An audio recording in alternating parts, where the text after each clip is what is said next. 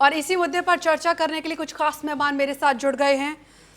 विष्णुदेव सिंह, प्रवक्ता कांग्रेस पार्टी से हमारे साथ जुड़े हैं। सर, बहुत बहुत स्वागत है आपका। स्टेट हेड छत्तीसगढ़ से अमर सदाना हमारे साथ इसी चर्चा में मौजूद है। अमर, सबसे पहले मैं आपसे समझना चाहूंगी कि सरकार की गजराज और जामवंत योजना लागू तो हो गई थी कि लेकिन इसका कितना फायदा जानवरों को मिल पाया और कब ये योजना लाई गई थी और धरातल पर इसकी क्या कुछ जो है जिससे जानवरों को नुकसान ना पहुंचे, क्या कुछ सरकार ने किया था इसके लिए?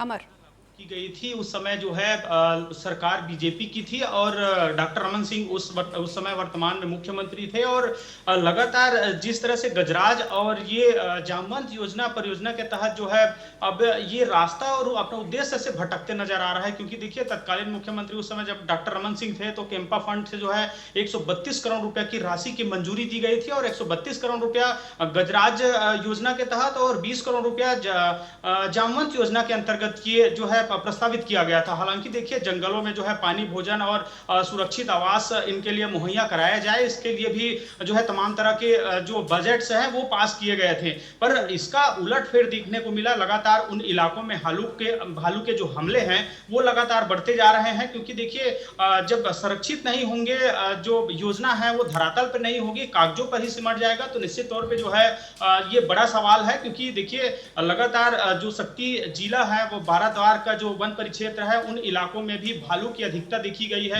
उन इलाकों में भी 600 से अधिक जो गांव हैं उसमें भी जो है बैरिकेड्स और तार फेंसिंग की जो व्यवस्था है और जो वन विभाग की जो बजट थी वहां पे भी फेल होते नजर आई। तो कुल मिला के देखें प्रियंका, तो लगातार इस पे जो है जामवंत योजना और जिस तरह से भालू को सुरक्षित और जो वन्य प्राणी है उनको सुरक्षित करने के लिए सरकार योजना तो चला रही है, पर जमीनी धरातल हम देखें तो जीरो नजर आती है प्रियंका। बिल्कुल।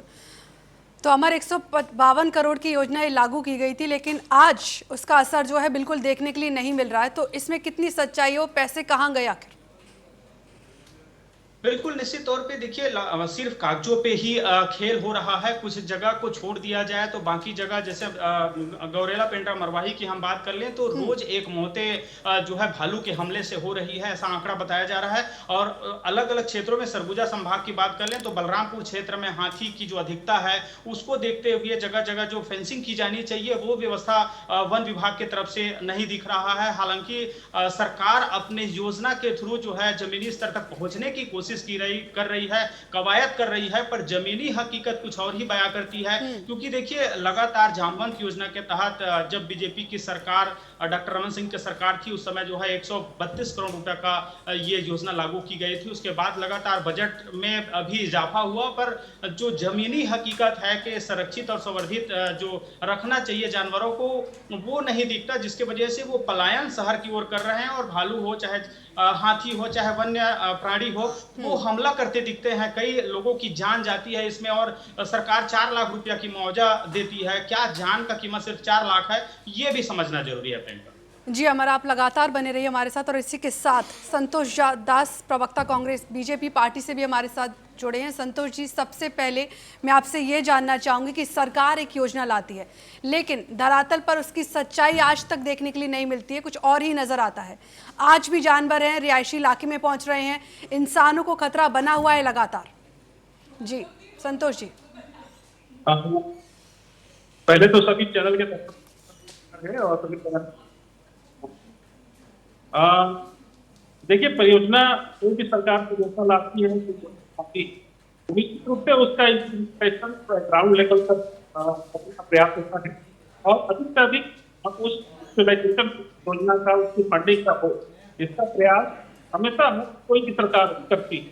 निसंदेह जो कैंपा फंड है जिसमें जामवंत परियोजना अभी हमारे आपके किनारे थे, जामवंत परियोजना है, गजराज परियोजना है और भी योजना है जिस पर फंडिंग की गई, तो निश्चित रूप से इसकी इम्प्लीमेंटेशन जिस तरीके से होनी चाहिए वैसे हो सकता है नहीं हुई हो। इसका कारण मैं बताना चाहता हूँ आपको।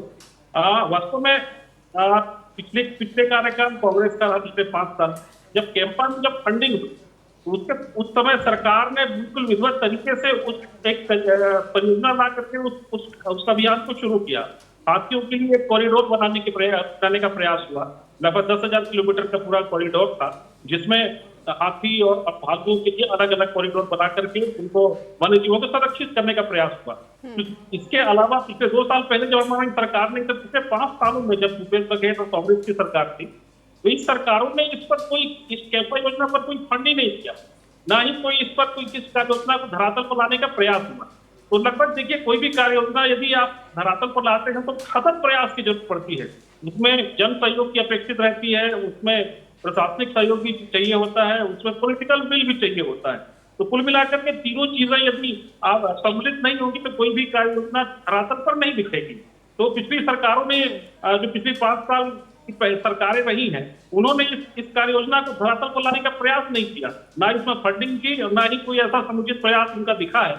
मुझे लगता है फिर से हमारी विष्णुदेव साय की सरकार इस पर पुनः कार्य योजना बनाकर इस पर काम करने के लिए तत्पर है और उसी का प्रयास सरकार कर रही है। ठीक है विष्णु जी, मैं आपसे समझना चाहूंगी कि जो संतोष जी कह रहे हैं कि वो योजना लेकर आई है, सरकार योजना लेकर आई है और इसका धरातल पर भी असर देखने को मिल रहा है, लगातार सरकार उस पर काम कर रही है। आप उनसे कितना सहमत हैं और आपके क्या कुछ सुझाव हैं सरकार को? देखिए, मैं अभी भारतीय जनता पार्टी के प्रवक्ता साथी को बोलता सुन रहा था, और जिस प्रकार यदि केंद्र पे भारतीय जनता पार्टी के लोग विफल होते हैं अपनी केंद्र की मोर्चा पे, तो लोग उसका दोष नेहरू जी को देते हैं। उसी प्रकार छत्तीसगढ़ में इन लोग कहीं पे काम नहीं कर पाते हैं तो उसका दोष पिछली भूपेश बघेल जी की सरकार को देते हैं। तो लगातार ये लोग दोषारोपण करने का काम करते हैं। और उसी प्रकार से छत्तीसगढ़ के जंगल हमारे धरोहर हैं और जो वन्य जीव है वो हमारे जीवन के हिस्सा है।